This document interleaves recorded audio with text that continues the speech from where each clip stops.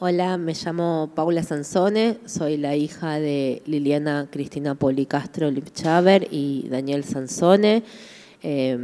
Mis papás están desaparecidos, fueron secuestrados el 26 de marzo del 77 en Capital Federal.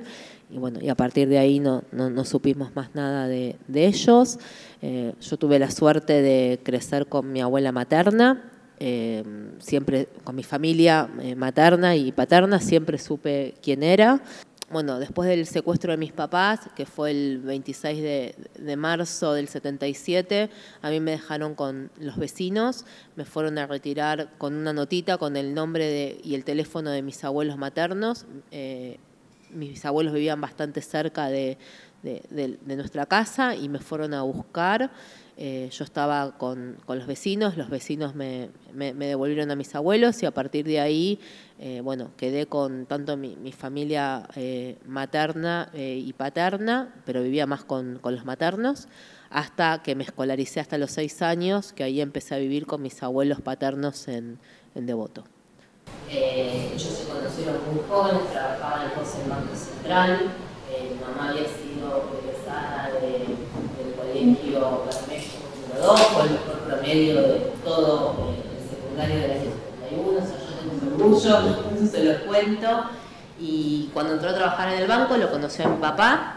Mi mamá también estudiaba abogacía, mi mamá estudiaba economía y mi papá estudiaba abogacía. Y bueno, formaron una pareja, se fueron a vivir juntos, se casaron en el año 75, mi mamá tenía 20 años, le faltaba un día para cumplir los 21, o sea, mi abuelo tuvo que firmarle la autorización. Se casaron, se fueron a vivir juntos y cuando vino el golpe militar, mi mamá ya al tiempito queda embarazada de mí. Y a partir de ahí se empiezan a mudar, eso es lo que me va contando mi abuela, se empiezan a mudar de distintas casas porque tenían miedo. Y entiendo que esa fue la parte de la persecución. Mi papá deja de trabajar en octubre del 76, pide una licencia porque se siente perseguido.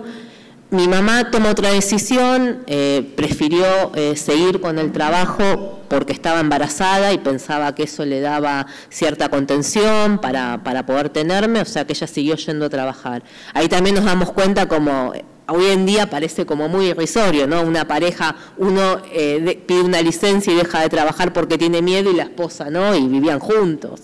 Pero bueno, también eran cosas que en ese mundo podían ser posibles. Así que bueno, y el 26 de marzo yo nací el 22 de enero del 77 y el 26 de marzo del 77, cuando yo tenía 2 meses, mis papás fueron secuestrados en su domicilio en Capital Federal. Ahí me dejaron con los vecinos, tuve esa suerte, esa posibilidad de crecer con mis abuelos, de saber quién soy, de que me cuenten la verdad. Nunca me mintieron mis abuelos, siempre supe desde que era muy, muy chiquita que mis papás estaban desaparecidos. Y aunque pueda parecer duro, para mí siempre fue un alivio saber la verdad y saber que mi familia no me mintió. Siento que esa verdad me protegió y el amor de ellos también. Es algo que siempre reivindico porque, bueno, no todas las familias lo pudieron hacer. Digo, a veces uno ante el dolor, ante la desaparición, ante la pérdida, hace lo que puede, no hace siempre lo que debe. También a veces, digo, es fácil juzgar, pero también hay que entender cómo se comportaron muchos familiares ante el miedo, ante la desaparición, en un mundo donde hoy en día es impensado, por suerte, y eso es un valor que ustedes tienen, que todos tenemos con los 40 años de democracia. Pero hace muchos años podía pasar esto de que a vos vayan a la noche a tu casa, te secuestren, te roben tus hijos, roben tus cosas y tu familia no sepa nunca más dónde estés y terminaras en un campo de concentración y que después te asesinen y tu cuerpo no aparezca. Hoy en día eso parece sacado, yo siempre digo, de una película de zombies, porque se los contamos a ustedes que nacieron en democracia, que por ahí sus papás también nacieron en democracia y les parece algo súper lejano, pero no pasó hace tanto, chicos. Y por eso también es muy importante que ustedes lo sepan y es muy importante también que valoremos la democracia que tenemos, porque implica todas las garantías para todos nosotros.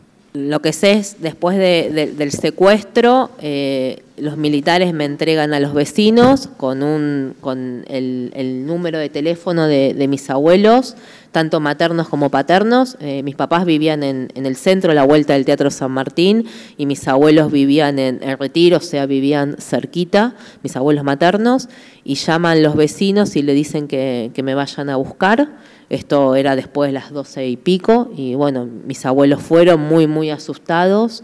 Encontraron toda la casa revuelta, encontraron que faltaban cosas, y mi abuela siempre cuenta que les llamaba la atención que yo no lloraba, pero que me movía mucho, que tenía como un tic así. No sé si será verdad, no sé si era el recuerdo que le quedó a mi abuela. Digo, me parece raro que un bebé de 2 meses después de esa situación no llore, pero bueno, digo, no sé.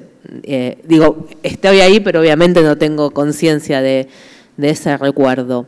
Así que bueno, a partir de ahí me quedé con mis abuelos maternos, porque mis abuelos paternos trabajaban. Mi abuela tuvo muchos años la esperanza de que su hija vuelva. Entonces tampoco podía mentirme cuando ella estaba esperando que su hija tocara la puerta y volviera.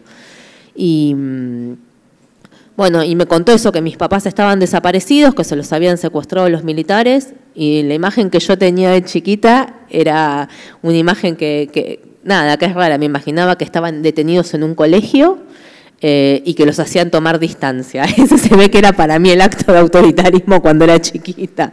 Entonces me los imaginaba que estaban tomando distancia y que estaban muy tristes, pero no imaginaba nada más. Digo, no entendía... O sea, no entendía el concepto de un campo de concentración, no entendía que... O sea, entendía que estaban desaparecidos realmente, y estar desaparecidos era esto, no estaban ni entre los vivos ni entre los muertos.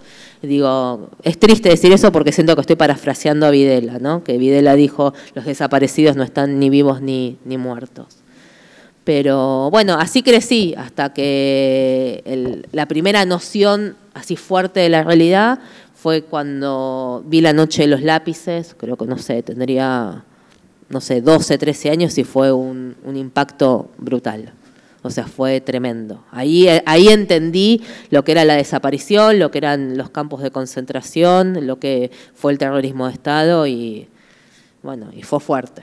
¿Cómo fue crecer para vos una vez que ya sabías, cómo impactó en vos una vez que ya sabías lo que realmente había pasado? No, y el verdadero cambio, o sea, fuerte, lo tuve en el secundario. A los 15 años conocí a la que es mi mejor amiga, ella se llama María José, y había nacido en un campo de concentración, fue apropiada por una mujer policía, y ahí fue la primera persona que conocí que era hija de desaparecidos como yo, y bueno, me hice muy amiga, y nada, y ahí pude empezar a conocer y a relacionarme de otra manera, pero digamos hasta que la conocí a ella, hasta los 15 años no había conocido a nadie que era familiar de desaparecido. Había sido como una construcción bastante en soledad con el tema. Pero bueno, tenía mi grupo de amigos, iba al colegio, qué sé yo, nada. Tenía una vida, o sea, normal dentro de todo lo que se puede. Y principalmente mi abuela, mi gran apoyo era mi abuela. O sea, cuando yo le preguntaba cómo era mi mamá y ella me contaba. A veces lo que me pasaba era que mi familia paterna no hablaba nunca de mi papá, y yo sentía que mi papá estaba desaparecido también en su casa, y eso me generaba mucho dolor, y a la vez tenía el lado de mi abuela que sí me hablaba de mi mamá, me hablaba de mi papá, me contaba cosas chiquitas, ¿no? Tampoco es que me contaba cosas enormes, pero esas cosas son como, nada, es lo que te protege, es lo que te aferrás. Y después, por otro lado, no sé, yo siempre sentí que mis papás me quisieron. O sea, siempre me sentí una persona querida, y en ese punto siento que el amor de ellos lo tengo conmigo. Qué sé yo, por ahí parece tonto, pero cuando sos chico, sos adolescente, o cuando la vida te pone en situaciones por ahí más complicadas, tener eso es importante. Creo que la que tomó parte del judaísmo fui yo, de adolescente, principalmente cuando empecé a entender lo que era la Shoah, y cuando quise acercarme, y ahí es cuando entendí que yo pertenecía y venía de esto. Entonces eso también me hizo sentir cuidada. Encontré un lugar de de pertenencia. Sé que a mi mamá de apodo le decían la rusa, o sea, bueno, típicas cosas. Las compañeras de mi mamá del colegio secundario eran todas judías también, o sea, las mejores amigas, que hace poco tiempo las reencontré. Así que bueno, nada, qué sé yo, eso es lo... O sea, para mí el camino y el aprendizaje más importante es la Shoah. O sea, y lo reivindico y nada, y creo que hace a la esencia y hace a la historia de mi vida.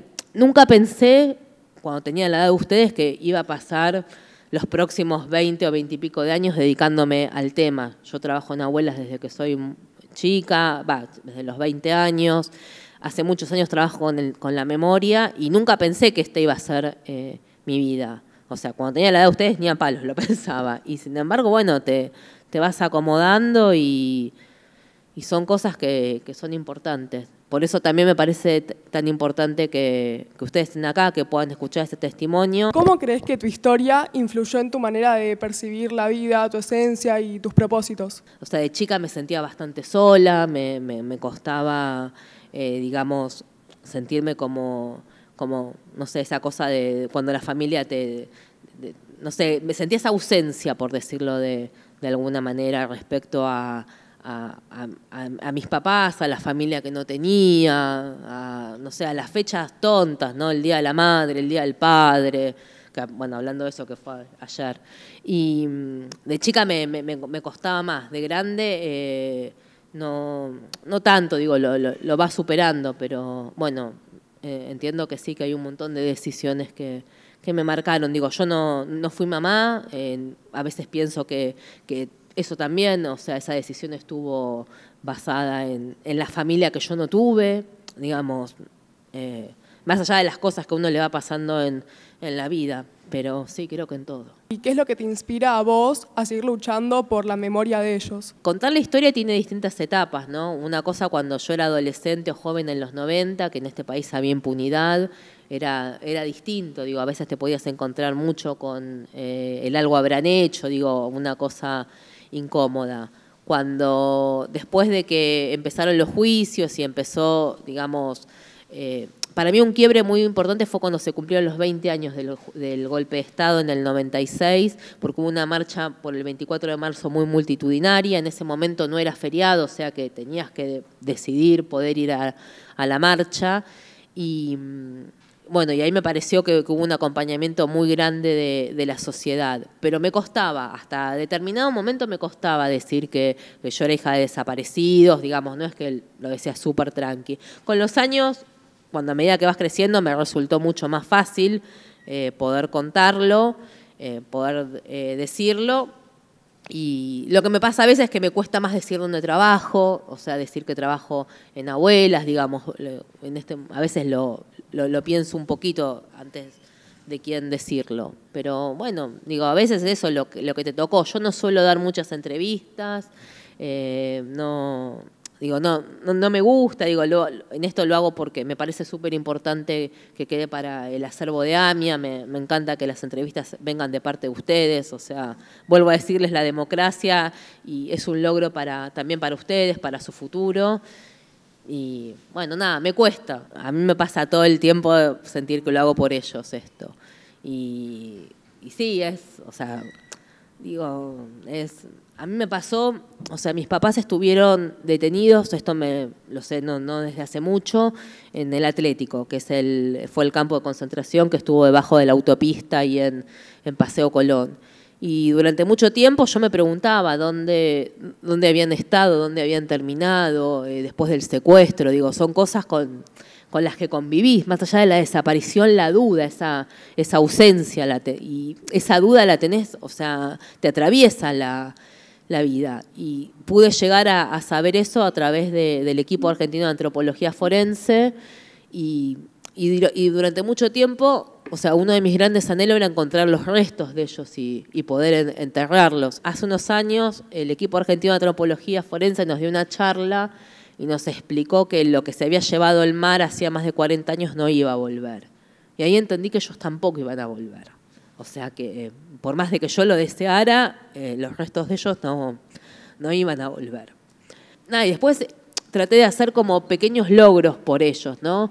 Ellos trabajaron en el Banco Central, logramos poner una placa en el Banco Central, pusimos una baldosa en el Lenguas Vivas, que fue donde mi mamá hizo la primaria, y después en el Bermejo, donde hizo la secundaria. Esas cosas como que les fui devolviendo. ¿Por qué te parece importante difundir lo que sucedió en la dictadura en propuestas como las de, yo supongo, también Abuelas, y acá en Eduviot también con nosotros? Y porque es la manera que no se vuelvan a cometer los crímenes. ¿Cuántos de sus amigos que no están acá saben que hubo una dictadura? O sea, ¿tienen amigos que no tienen idea del tema? O sea, no sé, pero probablemente haya gente que no esté informada. Entonces, poder también entender eso, entender la importancia de poder transmitirlo para que no vuelva a suceder y porque forma parte de nuestra historia, digo, no solamente de los familiares, forma parte de la historia de la Argentina, de nuestra comunidad.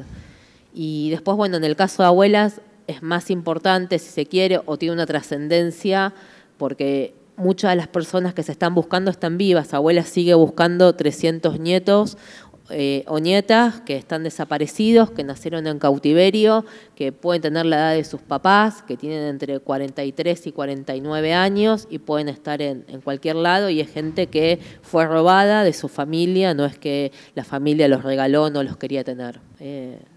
Es un desafío también porque estás hablando de algo que pasó hace muchos años, pero bueno, nosotros tenemos la posibilidad de poder contarlo. O sea, lo que hemos aprendido es a poder transmitir en la oralidad esto que tenemos. Y no sé, creo que es lo mejor que les podemos dar. También la justicia, obviamente. Me hubiera gustado, si me preguntan qué es lo que... Digo, estoy muy contenta de que tengo muchas fotos de mi papá. Era una época que uno no sacaba tantas fotos, no había tanto material, pero me hubiera gustado conocer el tono de voz, o sea, escucharlo, saber si me parezco en cómo hablo. Eso sí es algo que me hubiera encantado. Y después, hace poquito, cuando conocí a Norma, una de las compañeras de mi mamá, ella tenía un video de su casamiento y pude verla en movimiento. Es un microsegundo porque calculo que era película muy vieja, y cuando la vi en movimiento, fue tremendo, porque uno está acostumbrado a la construcción que yo hice, es siempre de una foto fija, de algo que escribió, de los boletines, del relato, y verla en movimiento fue como... wow, o sea, fue súper emotivo. O sea, encontrar a alguien que le haya pasado lo mismo que te pasó a vos, aunque todas las historias son diferentes y cada uno tiene su mundo, te ayuda, porque entendés que no te pasó a vos solo, que no hay un porqué, que me lo hicieron a mí. O sea, entendés que forma parte de una tragedia colectiva. Y cuando tenés esa tragedia colectiva, es lo que te da un marco y la posibilidad de poder... organizarte frente a ese dolor y buscar respuestas en la sociedad. Digo, no sé, después te vas agrupando, vas pidiendo justicia, digamos, vas haciendo una movida. Es muy importante eso. Digo, el judaísmo tiene algo que para mí es muy importante, que es que no olvida y que nunca habla de dar vuelta a la página. Y a mí son cosas que me marcaron mucho de chica. Yo de chica lidié mucho con la gente que te decía, bueno, hay que dar vuelta a la página, ¿para qué remover el dolor? Y no estás removiendo el dolor constantemente, estás hablando de lo que le pasó a tu familia, estás tratando de ver cómo la acomodás. Y en ese sentido me dio respuestas el judaísmo. Y me dio contención y me dio la herramienta para poder sentir que lo que yo quería, lo que tenía adentro estaba bien. Escuchen a sus abuelos, a sus padres, escuchen la historia de dónde venimos, cuéntenlo, que no les parezca una tontería, porque forma parte de lo que somos y ayudemos a los que les cuesta más a que puedan estar con el tema y sentirlo cerca.